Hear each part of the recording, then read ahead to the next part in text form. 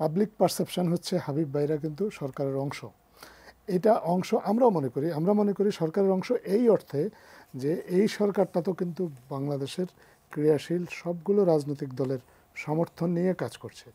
তো সেই দিক থেকে বৃহত্তর রাজনৈতিক দল হিসেবে বিএনপিরও একটা সমর্থন এই অন্তর্বর্তীকালীন সরকারের মধ্যে আছেন। বিএনপির শীর্ষ নেতৃবৃন্দ কিন্তু সরাসরি বলেছেন যে এই সরকারকে ব্যর্থ হতে দেওয়া যাবে না। এই সরকারের যদি কোনো সাফল্য ব্যর্থতা থাকে, আমরা মনে করি সাফল্যর ক্ষেত্রে ওনাদের সহযোগিতার জন্য ওনারা যেমন ধন্যবাদপ্রাপ্ত, তেমনি সরকারের যদি কোনো ব্যর্থতা থাকে এই ব্যর্থতার কিছুটা দায়ভার ওনারাও নেবেন বলে আমরা আশা করি। কারণ সেক্ষেত্রে ওনাদেরকে সাধারণ মানুষ কিন্তু এখনও মনে করে যে তারা সরকারের অংশ, সেটা আপনি এখানে দেখেছেন।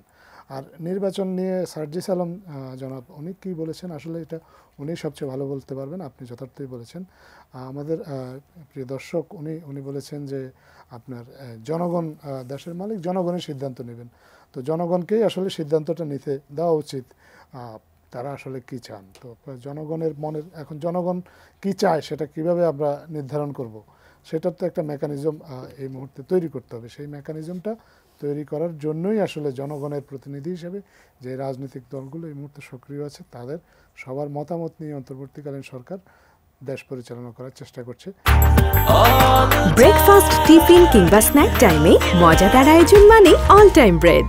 এবং সবাই সম্মিলিতভাবে যে সিদ্ধান্তটা দিবে তার উপর ভিত্তি করেই আসলে ভবিষ্যতে ঠিক করা হবে ঠিক কোন সময় নির্বাচনটা হবে, কিভাবে নির্বাচনটা হবে।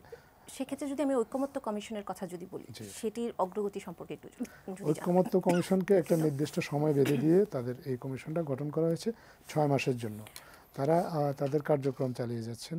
এই 6 মাসের মধ্যে তারা রাজনৈতিক দলগুলোর কাছে আমরা আশা করি অনেকগুলো বৈঠক করবেন। ইতিমধ্যেই কিন্তু ফরমাল ইনফরমাল চ্যানেলে অনেক আলোচনা হয়েছে। রাজনৈতিক দলগুলোর কাছে অনেক সংস্কার প্রস্তাব পাঠানো হয়েছে। সংস্কার প্রস্তাব যে সব একেবারে গড়ে পাঠানো হয়েছে তা না, কিছু কিছু সংস্কার কমিশনের যে প্রস্তাবগুলো সেগুলোর কিছু সংক্ষিপ্ত সারও পাঠানো হয়েছে। এখন রাজনৈতিক দলগুলোর মতামতের জন্য ঐকমত্য কমিশন অপেক্ষা করছেন। রাজনৈতিক দলগুলো যত দ্রুত তাদের মতামতটা দিতে পারবেন তত দ্রুত এগুলো নিয়ে কাজ করার সুযোগটা বাড়বে। এবং সেই অপেক্ষাতেই এই মুহূর্তে ঐকমত্য কমিশন আছেন। আমরা বা সরকারের পক্ষ থেকে আমরা আশা করি যে রাজনৈতিক দলগুলো এই বিষয়ে তারা তাদের মতামতটা দ্রুত দেবেন। শুধু মতামতটা দ্রুত দেবেন তা না, তারা যেটা চান, অন্তর্বর্তীকালীন সরকার প্রধান উনি কিন্তু বলেছেন যে কোন রাজনৈতিক দল অ্যাকচুয়ালি কী চায় এটা কিন্তু ওয়েবসাইটে দিয়ে দেওয়া হবে, যাতে করে জনগণও জানতে পারে অ্যাকচুয়ালি এই রাজনৈতিক দলগুলো এই সংস্কারের পক্ষে না বিপক্ষে, বা জনমতের প্রতি তাদের শ্রদ্ধা আছে কি নাই, এগুলো সাধারণ মানুষও জানতে পারবে। তো সবগুলো মিলে জনগণের মতামত নিয়ে এবং রাজনৈতিক দলগুলোর মতামত নিয়ে ঐকমত্য কমিশন পরবর্তীতে রাজনৈতিক দলগুলোকে একটা একসাথে গাঁথার চেষ্টা করবে এবং সেই কাজটাই তারা করে যাচ্ছে। আপনার রোহিঙ্গা ক্রাইসিস তো প্রায় 8 বছর ধরে বাংলাদেশের জন্য গলার কাটা হয়ে আছে এবং সারা বিশ্বে এখন এতগুলো আন্তর্জাতিকভাবে এতগুলো ক্রাইসিস এই মুহূর্তে চলমান আছে, ইউক্রেন, গাজা, সিরিয়া ইত্যাদি। এই ক্রাইসিসগুলোর কারণে আপনার রোহিঙ্গা ক্রাইসিস থেকে কিন্তু আন্তর্জাতিক ফোকাসটা সরে গেছে, যে কারণে রোহিঙ্গাদের জন্য যে খাদ্য সাহায্য এগুলোও কিন্তু আস্তে আস্তে কমে আসছে। আপনি হয়তো সংবাদপত্রে বা গণমাধ্যমে দেখেছেন যে আগামী 1 মাসের মধ্যে হয়তো রোহিঙ্গাদের জন্য যে বরাদ্দ, খাদ্য জন্য যে বরাদ্দ সেটা কমিয়ে দেওয়ার একটা আশঙ্কা আছে। জাতিসংঘ থেকেই সেটা বলা হচ্ছে যে পর্যাপ্ত সাহায্য যদি নিশ্চিত না করা যায় তাহলে আপনার রোহিঙ্গাদের খাদ্যর জন্য বরাদ্দ কমিয়ে দিতে হবে। তাহলে সেক্ষেত্রে সেখানে যদি দুর্ভিক্ষ তৈরি হয় এবং খাদ্যের অভাবে সেখানে যদি আইনশৃঙ্খলা পরিস্থিতির অবনতি ঘটে, তার আঁচ তো আসে বাংলাদেশের সাধারণ মানুষের উপর পড়বে।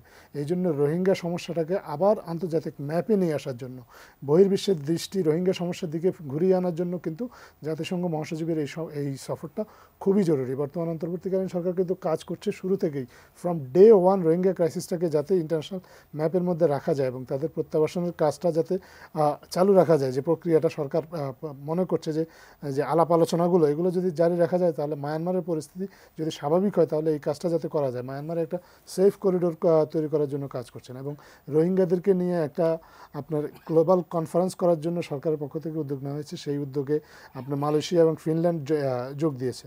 এই যে মুদ্রা কথা হচ্ছে যে রোহিঙ্গা ক্রাইসিসটাকে নিয়ে গ্লোবাল অ্যাটেনশনটাকে আবার এদিকে নিয়ে আসা, যাতে করে রোহিঙ্গাদের দিকে এই সমস্যাটা কীভাবে এটা একটা টেকসই একটা সমাধান করা যায়, সেটা বহির্বিশ্ব যাতে সমাধান করে সহযোগিতা করে, এবং বাংলাদেশ সরকারও যাতে এই সমস্যাটা থেকে পরিত্রাণ পেতে পারে, বাংলাদেশের মানুষ যাতে পরিত্রাণ পেতে পারে, সরকার সেই অর্থে কাজ করছে। এবং এই কারণে এই সফরটা আসলে খুবই গুরুত্বপূর্ণ একটা সফর বাংলাদেশের জন্য।